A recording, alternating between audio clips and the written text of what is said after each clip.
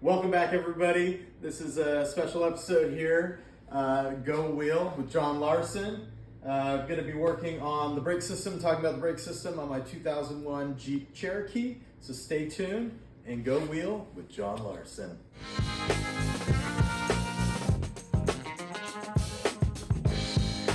Welcome back, everybody. I'm Josh Jensen.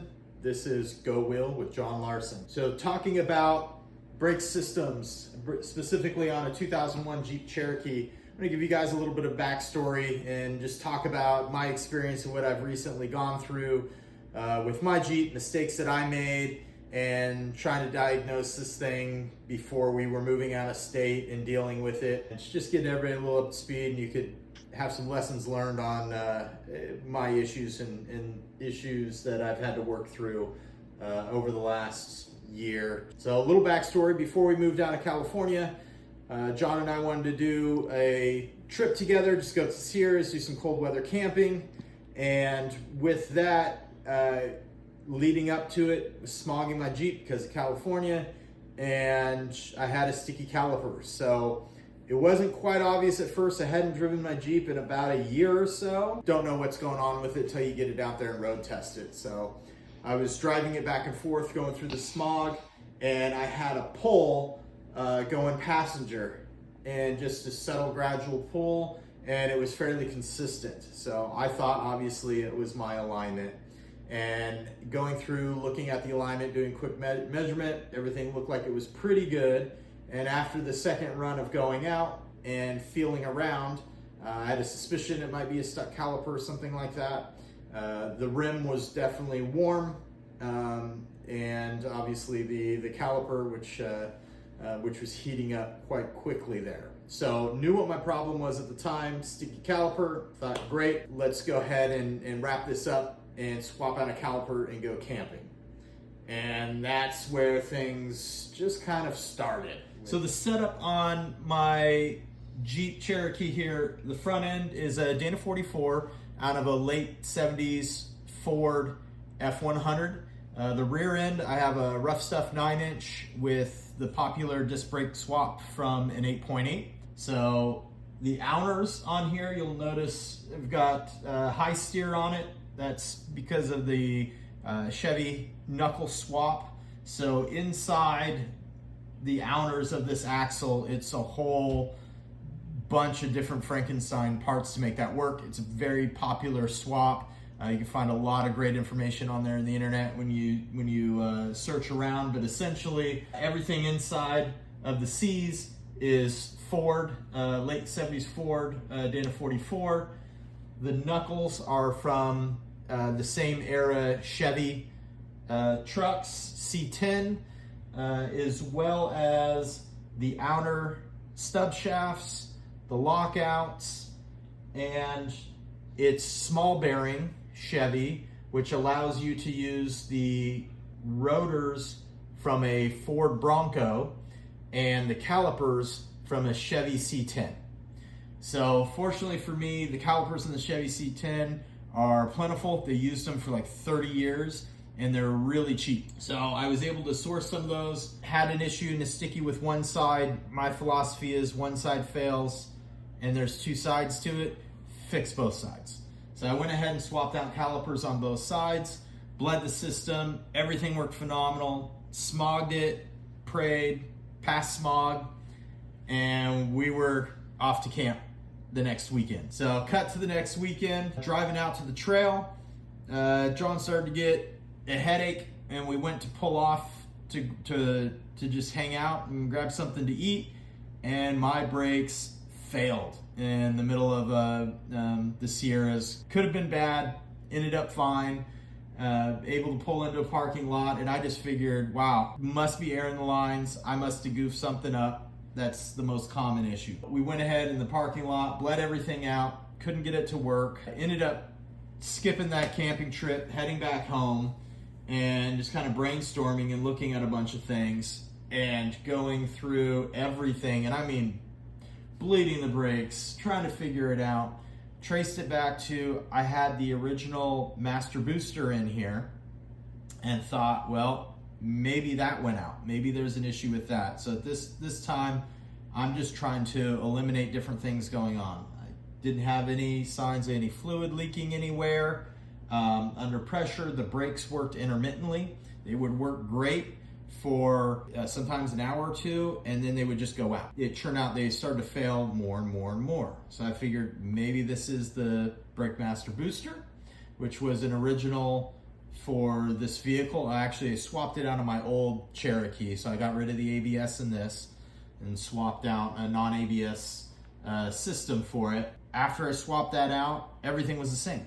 Same problems, same issues. So we were a week away from moving out of state. I dropped it off at a shop and said, hey, this is your problem. You fix it. Help me out. This is what's going on.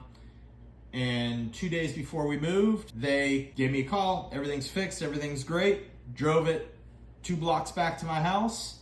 As I'm pulling around the corner to the house, brakes start to fade out again. And by this time, the shop's done. The next day, transport was coming to pick up my Jeep and haul it across country.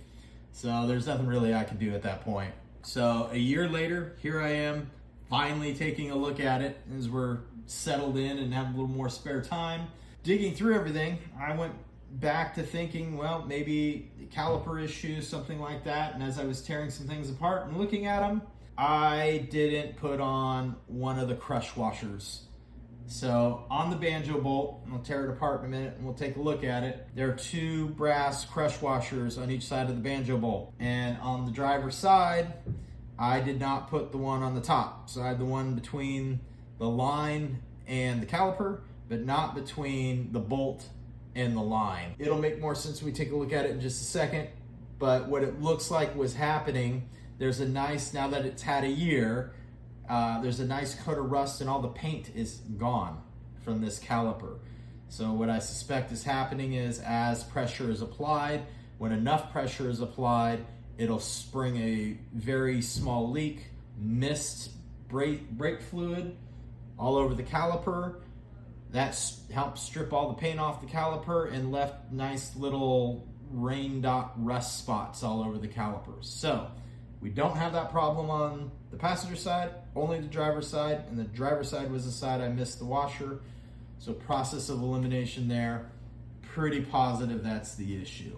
The moral of the story for me in going into this is I was rushed going into it, wanted it fixed, and just got to the point, into that trap, where I just started throwing parts at it when I didn't really need to, and just trying to solve the problem by swapping out parts, and instead of just really digging in and analyzing and figuring it out. Sometimes it's very hard to find and pinpoint these problems, and it takes time, but you need to be careful not to get stuck in a trap of making assumptions, just swapping out parts, and really taking a look at, taking your time, making sure you put things together properly, and making sure they're functioning properly.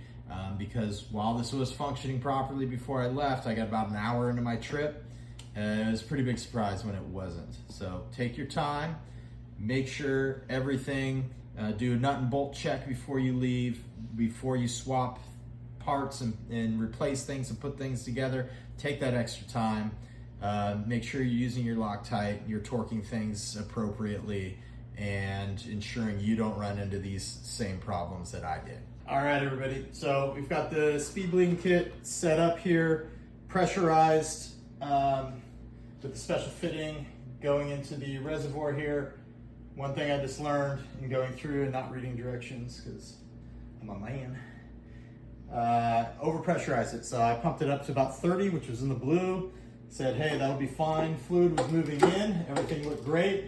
And then it just filled up the reservoir and started coming out the cap. So overpressurized for the system a little bit and backed that off.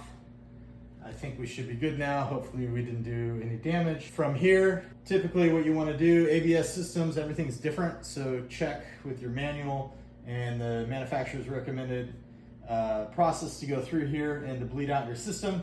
But we don't have anything like that in here, just brake master cylinder, the lines running down through the proportioning valve to split the front and the back.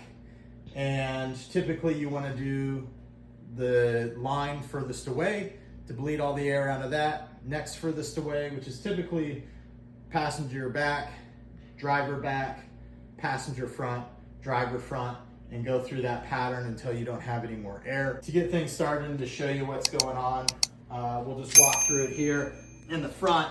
And before I get started, I'm gonna go in the back and actually start bleeding from the back and moving around.